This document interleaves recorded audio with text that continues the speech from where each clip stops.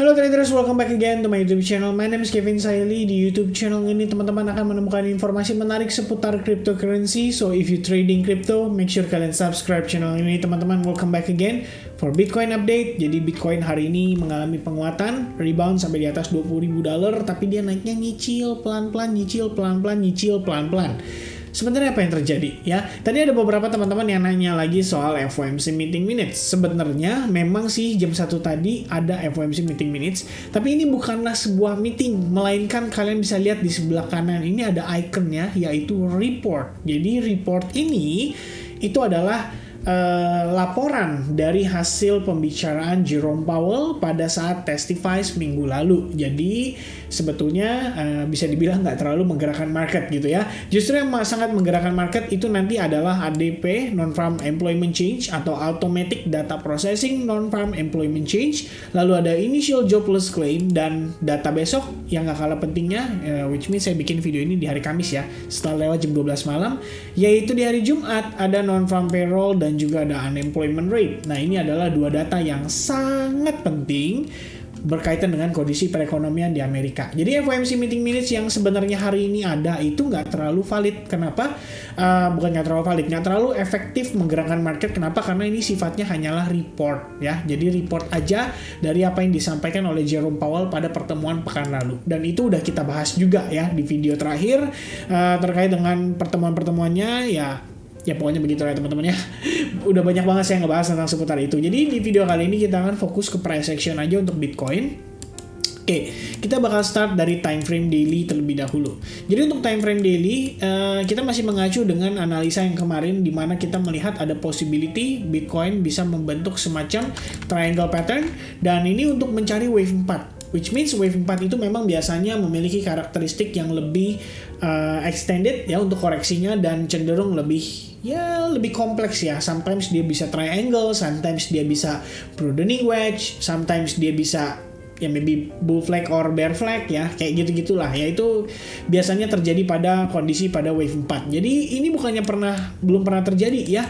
Kalau kita perhatikan ini wave 4 yang sangat besar ini pun sebelumnya juga terlihat sangat kompleks ya.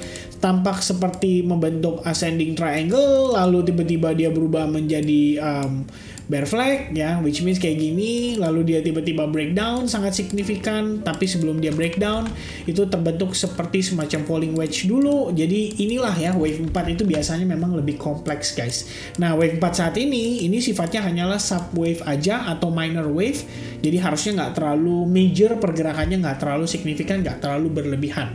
Tapi untuk saat ini pertimbangan saya melihat ini adalah ya, kita secara jangka panjang atau menengah sebenarnya memang untuk Bitcoin ini, even kita nantinya naik sekalipun ya sampai ke kisaran 23.000, ini pun masih bisa berubah atau berpotensi berubah menjadi ya semacam bear flag pattern lagi ya teman-teman. Plus kita ngelihat dia bahkan belum mampu break dari $25.000 karena di area ini aja sebenarnya merupakan area Fibo 50% yang kalau misalkan kita ngetes ke area tersebut itu masih bisa menjadi semacam dead cat bounce pattern. Jadi menurut saya resistance atau obstacle-nya untuk ngelihat Bitcoin tuh bener-bener bullish lagi itu masih banyak guys ya. Jadi untuk saat ini terlalu cepat kalau kita mengatakan bahwa ini dalam proses akumulasi, walaupun sebetulnya terlihat seperti ada double bottom ya di kisaran area ini, which means kalau misalnya kita berhasil break ya ada double bottom yang mungkin bisa membawa Bitcoin sedikit relief rally terlebih dahulu. Akan tetapi secara big picture tetap ya kita melihatnya ini masih ada opportunity untuk turun kembali, mengingat kondisi perekonomian itu ya nanti jelasnya kayak gimana nanti teman-teman akan saya buatkan satu video khusus untuk fundamental ngebahas tentang itu. Jadi teman-teman bisa lebih paham ya terkait dengan hal apa yang sebetulnya menyebabkan Bitcoin masih akan tertekan pada next week or maybe next month atau bahkan sampai akhir tahun ini. Alright, so kita masuk ke dalam price action untuk time frame hourly-nya. Jadi untuk hourly-nya saya akan start dari sini dulu. Ini kita lihat yang memiliki pergerakan saat ini ya. Jadi yang perlu di highlight itu adalah teman-teman, kita sekarang posisinya lagi berada di kisaran area bearish order block yang udah nahan Bitcoin lumayan lama ya. Jadi first time ini dites itu adalah di kisaran 1 Juli ya, waktu dia naik sangat signifikan, spike out. Habis itu kita ngelihat di sini seperti proses akumulasi, breakout, and then kita ngelihat seperti rejection kembali pada area bearish order blocknya, dan itu di kisaran 5 Juli. Kemarin ya, tepatnya 6 Juli itu kita testing juga di jam yang sama, kira-kira jam 1 pagi, jam 2 pagi, testing kembali ke area tersebut, dan hari ini di jam yang sama, kira-kira jam 2 pagi, kita lagi testing lagi terhadap area tersebut. Nah, yang menariknya adalah dari time frame 15 menit, tadi kita bersama dengan teman-teman emang ada ngeplot terbentuk sebuah ascending triangle pattern, which means kalau di break, ya harusnya sih possibility-nya lebih cenderung ke arah penguatan. Jadi kita bisa ukur menggunakan panjangnya di sini, lalu kita slide geser ke sini pada saat dia successfully break, which means potential target adalah kembali testing ke Fibo 20700 $nya, maksudnya ke Fibo yang pertama kali kita tarik ya. Jadi kalau ya ini melanjutkan analisa yang tadi guys, jadi kalau misalnya kalian gunakan Fibonacci retracement seperti ini, kita tarik dari swing low ke swing high-nya, basically yang kita ketahan itu adalah di kisaran Fibo 61,8%. So ini adalah area yang bisa dikonsider sebagai golden ratio sekaligus support pada pergerakan saat ini, which means kalau saya extend kira-kira seperti ini ya, ini adalah potential area supportnya diiringi dengan Fibo golden ratio juga. Jadi menurut saya lumayan powerful ya untuk digunakan informasinya sebagai support. Sementara untuk resistance itu ada pada pergerakan terakhirnya, which means di sini saya akan tambahkan area resistance-nya. Lalu kalau misalkan kita lihat berdasarkan perhitungan dari ascending triangle sendiri, memang kita lihat potensi target itu ada di kisaran 20.600. Dan kalau misalnya ini saya buat jadi seperti ini, which is ini saya copy, saya geser ke atas ini, alright. Nah inilah ya kira-kira potensial yang kiranya bisa dicapai oleh pergerakan Bitcoin untuk dalam jangka waktu pendek ini ya. Kita mungkin akan ngelihat dia testing ke kisaran area range price 20.600. Baru kemudian kita melihat lagi bagaimana reaksinya di kisaran area tersebut. Apakah kita akan sukses breakout dari sana? Dan istilahnya kita akan ngetes potential area yang lebih tinggi. Karena memang kalau misalkan ini ada satu setup lagi yang saya pengen tunjukin ke teman-teman.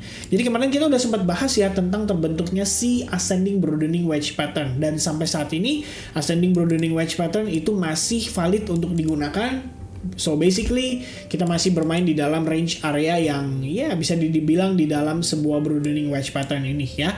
Selain itu satu pertimbangan lagi dari saya adalah ketika saya melakukan analisis kembali menggunakan menggunakan Elliott Wave Theory, saya lihat di sini ada probabilitas kita bisa naik dulu sampai kisaran 21.300 bahkan.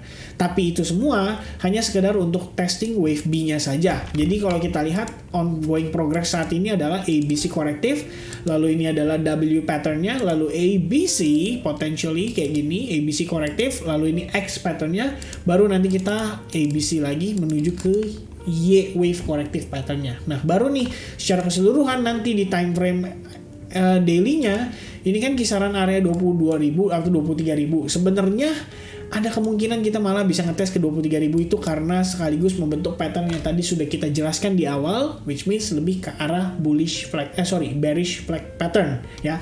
Jadi kita lihat dulu bagaimana reaksinya market, apakah dia akan menembus area bearish order blocknya yang kita sudah consider sebagai salah satu area yang cukup powerful selama beberapa hari terakhir ini, atau justru kita akan kembali terreject pada kisaran area Fibo 61,8% yaitu $20.700 ya. Jadi kisaran area ini, ya di kisaran range price ini akan menjadi area yang menurut saya cukup penting untuk kita lihat dan kita perhatikan ya. Karena ini berhubungan juga dengan beberapa trade yang ongoing. Mungkin kalau teman-teman lagi ada yang long atau lagi ada yang short ya. Yang pasti ini sangat berpengaruh ya terhadap dengan kondisi itu. Karena kalau misalnya kita masih nge-hold long, ya kita udah semakin dekat nih dengan pucuknya. Dan kita belum tahu apakah kita akan terreject atau tidak. Cuman menilai dari pergerakannya saat ini, menurut saya pribadi ini cenderung sangatlah korektif. Jadi mungkin sifatnya hanya sementara atau temporary aja. Alright, so I think that's it teman-teman. Thank you very much buat yang udah nonton video ini sampai finish. Sampai ketemu lagi di update berikutnya. Saya doakan teman-teman sekalian semoga sehat selalu, profit selalu, dan tetap bersabar menunggu bear market ini sama-sama. Once again, thank you very much. God bless everyone. Have a nice day. Cheers and see you guys again tomorrow. Bye-bye.